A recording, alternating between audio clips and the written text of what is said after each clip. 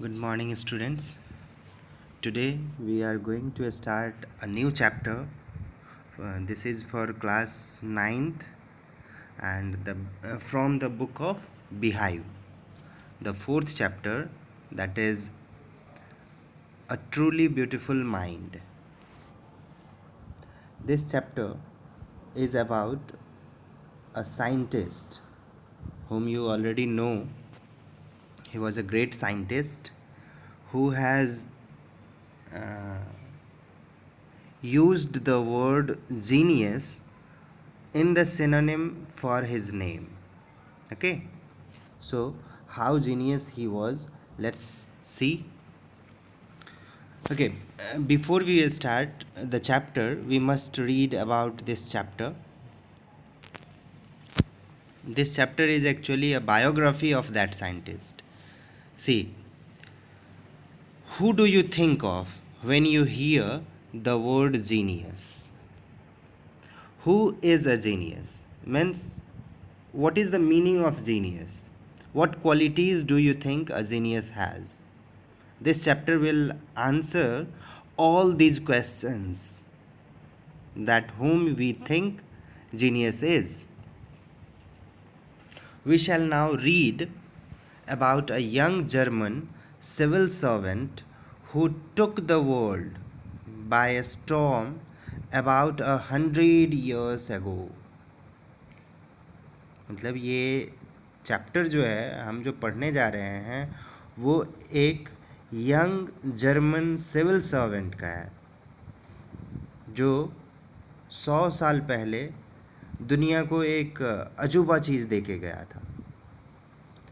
In the summer of 1905, the 26-year-old published in quick succession 4 groundbreaking papers.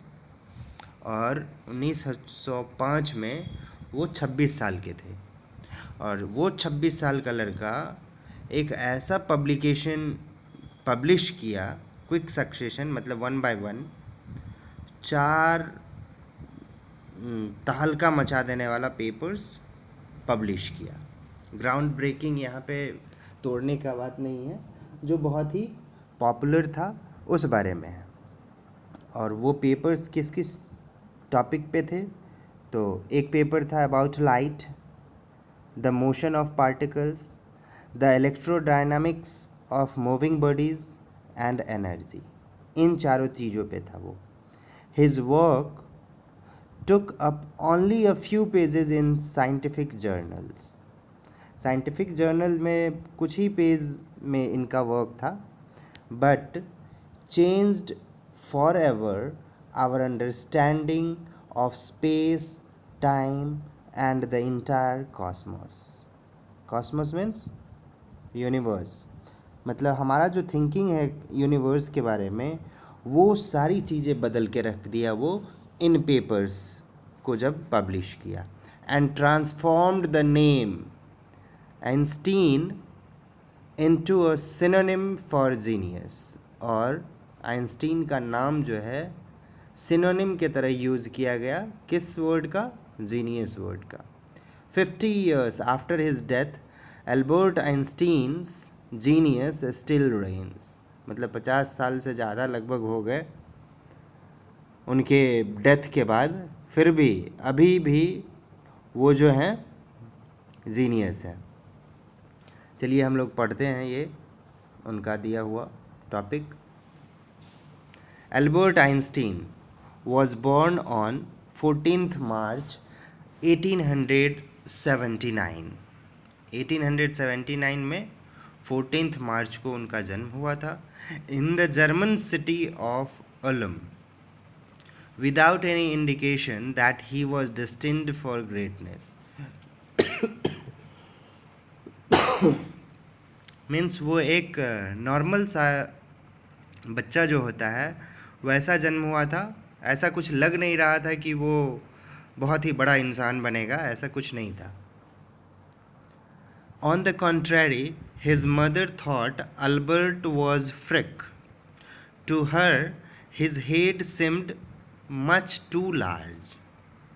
फ्रिक word use यहाँ पे किया गया है, मीनिंग भी दिया हुआ है। A word use disapprovingly to talk about a person who is unusual and does not behave look और थिंक लाइक अदर्स। मतलब ऐसे इंसान के बारे में कहा जा रहा है जो नॉर्मल इंसान के तरह देखे, सोचे, बोले, बिहेव करे, ऐसा नहीं था वो। और दूसरी बात, उसका जो हेड था वो, उसका साइज जो है लार्ज था, बड़ा था।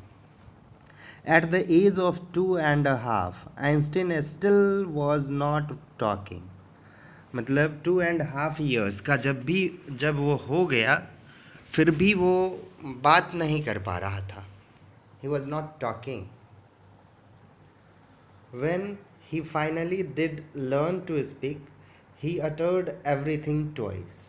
और जब वो सीखा बोलना, तो कोई भी बात को वो ट्वाइस बोलता था, मतलब दोबारा करके बोलता था, दो बार एक ही बात को रिपीट करता था। Einstein didn't know what to do with other children, and his playmates called him brother boring. अब देखिए, आइंस्टीन ये नहीं जानता था कि दूसरे बच्चों के साथ व्हाट टू डू, क्या करना है। I have to play, I have to study, what to do, ये बातें उनको पता नहीं था।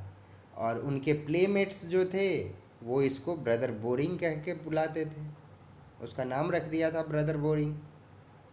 So the youngster played by himself, और इसीलिए वो छोटा बच्चा जो था वो खुद से ही खेला करता था। यहाँ पे कुछ नोटिफिकेशन दिया हुआ है, उसको हम लोग पढ़ते हैं।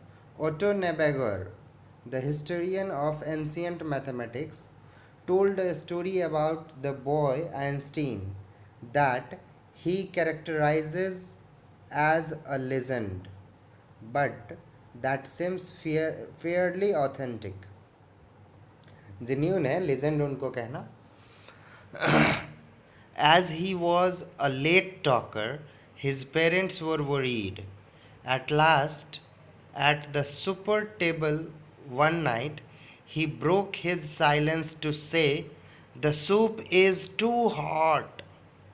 Greatly relieved, his parents asked why he had never said a word before.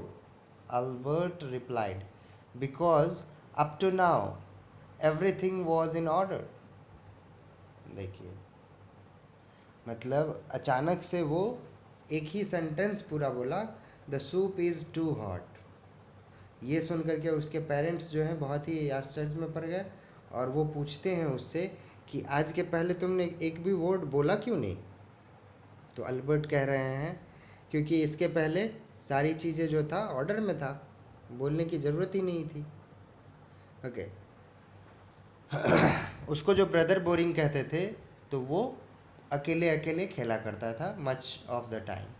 He specially loved mechanical toys, और उसको मैकेनिकल टॉयज़ ज़्यादा पसंद थी। Looking at his newborn sister Maza, he is said to have said, मतलब वो ये कहता, fine but where are the wheels. देखिए, एक बच्चे को देख रहा है फिर भी वो कह रहा है व्हील्स कहाँ हैं इसके। मीन्स वो समझ रहा था ये भी एक मैकेनिकल टॉय है। That's it. इतना बेवकूफ़ थे वो। चलिए आगे हम लोग पढ़ते हैं। A headmaster once told his father that what Einstein chose as a profession would not matter. मतलब कोई भी प्रोफेशन आइंस्टीन अगर चूज करता है उसका मैटर नहीं है, उसकी बात नहीं है। Because he will never make a success at anything, क्योंकि वो कभी सक्सेसफुल पर्सन नहीं हो सकता है किसी भी चीज़ में। उनका हेडमास्टर उसको, उसके पेरेंट्स को ऐसा कहा था। Einstein began learning to play the violin at the age of 6 because his mother wanted him to. उसकी मदर का मानना था कि आइंस्टीन जो है वायोलिन प्ले करे, इसीलिए वो एट द एज ऑफ 6 वो शुरू कर दिया था सीखना। He later became a gifted amateur violinist maintaining the skill throughout his life.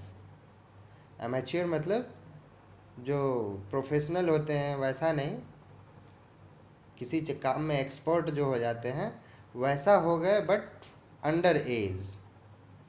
Okay. और ये अपना स्किल जो है वो through out the life continue रखा उन्होंने. Let it be for today.